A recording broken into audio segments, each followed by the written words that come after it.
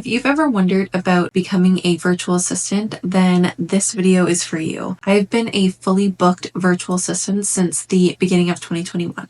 So that is coming up on 4 years now. I have learned a lot during my experience in becoming a virtual assistant and now being a fully booked virtual assistant. So I am going to create a series here for everything that you need to know about becoming a virtual assistant and being successful with that. So let's talk about what a virtual assistant actually is. Virtual assistant helps with administrative tasks, creative tasks, or technical tasks, and they help businesses with these tasks remotely. The best thing about this job is it's super flexible. You're your own boss, so you get to set your rates a lot of the time as well. And this is also a job that is super in demand right now. When it comes to what a virtual assistant does, there are certain skills that you need to possess in order to be a good virtual assistant. You need to be able to help with administrative support. So that could be email management, organization, scheduling, project coordination, time management, communication, which includes a lot of correspondence back and forth. You also need to possess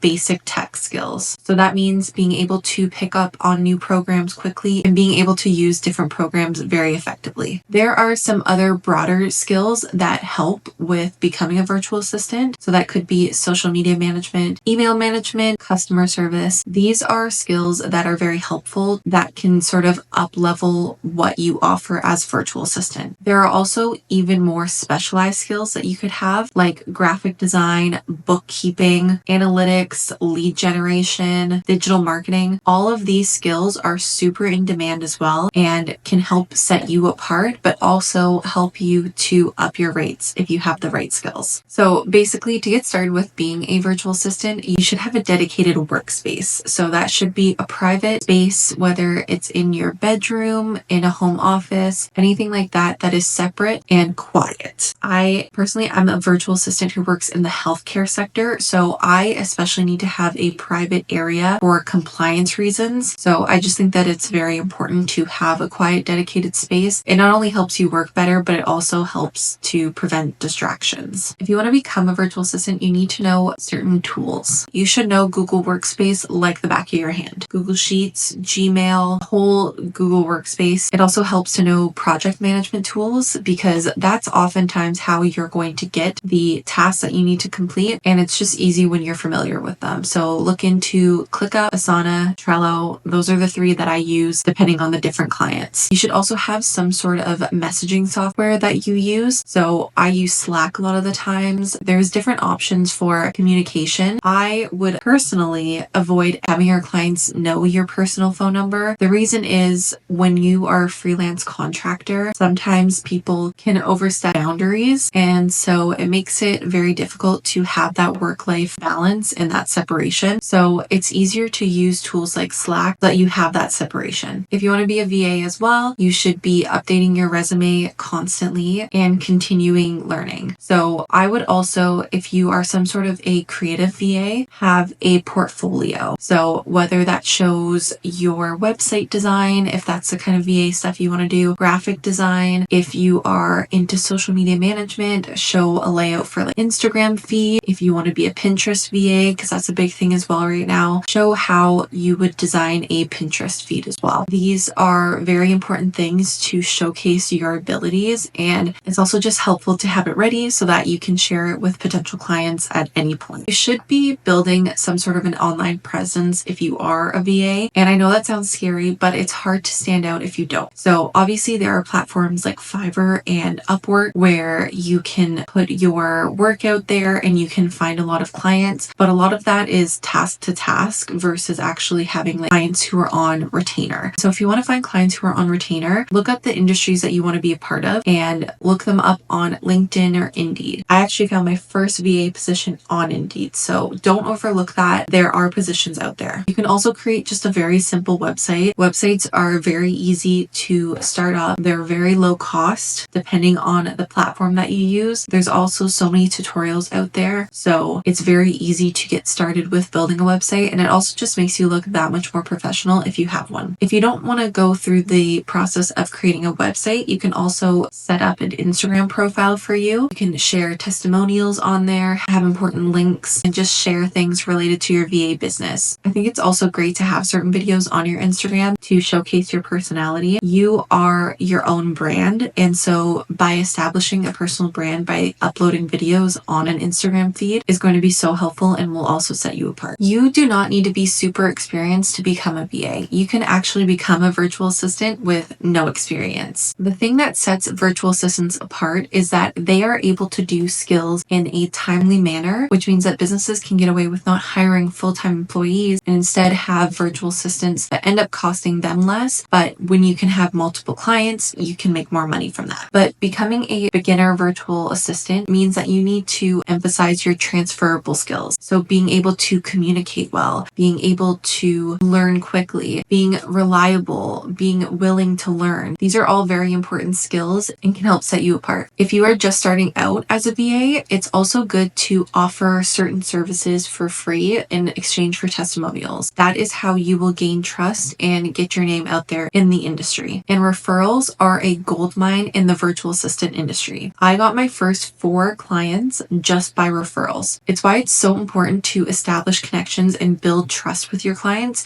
because they likely know other people within their own industry, and that's how you can build a client base quickly. It's also good to continue exploring and continue learning. So I'm personally a part of a lot of different Facebook groups online because I want to hear other people's opinions on things. You can ask questions and get answers really quickly. It's also good to check things like Reddit, where they oftentimes are able to share a lot of reliable firsthand experience within the virtual assistant industry. You can check on LinkedIn. You can learn videos on TikTok and YouTube as well. Just a little self-plug. You can subscribe. I'm going to continue sharing virtual assistant videos and helpful tips, and I'll also be sharing a lot of free resources, so make sure that you subscribe and stay tuned. The last thing that you probably want to know is about pricing. I'm going to do an entire dedicated video on pricing, but my one tip is to start with package options if you can. Figure out what you want to make an hour, whether it's as a beginner, you should be anywhere in the $20 to $25 range. A little bit more experience can be from the $26 to $35 range. And if you're super experienced VA, anything $35 and above. But figure that out, how much you want to make an hour, and make packages. That way you know exactly how much you're going to make every month, and you won't have to worry about billing surprise amounts. This is also helpful for not only the client, but yourself. They know how much they're spending and you know how much you're earning. That is everything that you need to know about the basics of being a virtual assistant. I am going to continue making videos on this. I have so many videos planned and so many free resources that I want to share with you. So make sure you like this video and subscribe for more videos on remote working and virtual assistants.